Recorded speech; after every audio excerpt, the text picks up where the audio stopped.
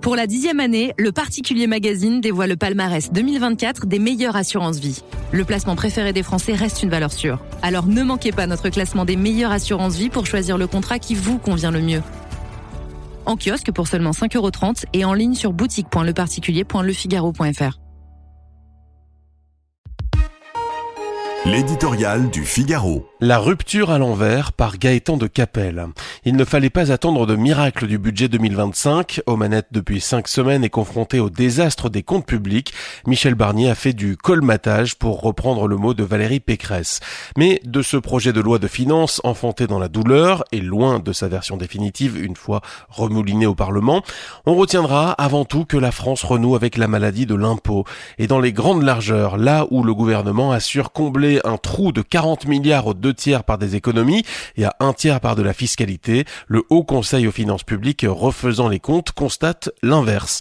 Cette purge fiscale marque une rupture inquiétante avec les dernières années. D'abord, pour les grands contribuables déjà taxés à haute dose et qui va désormais s'appliquer un ISF qui ne dit pas son nom.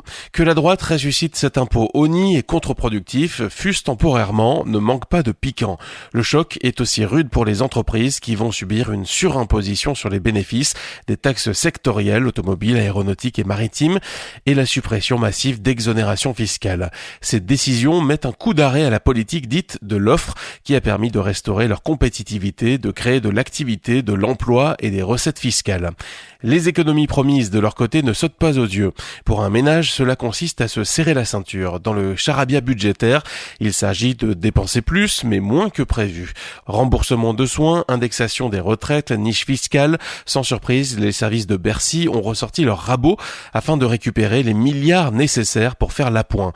Mais sur le fond, rien n'a changé. Les effectifs de la fonction publique demeurent pléthoriques. Les couches administratives toujours aussi nombreuses, l'absentéisme galope, la réforme de l'assurance chômage est enterrée.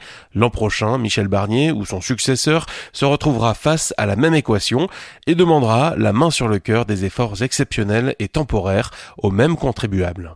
Pour la 10e année, le Particulier Magazine dévoile le palmarès 2024 des meilleures assurances vie. Le placement préféré des Français reste une valeur sûre. Alors ne manquez pas notre classement des meilleures assurances vie pour choisir le contrat qui vous convient le mieux. En kiosque pour seulement 5,30 € et en ligne sur boutique.leparticulier.lefigaro.fr.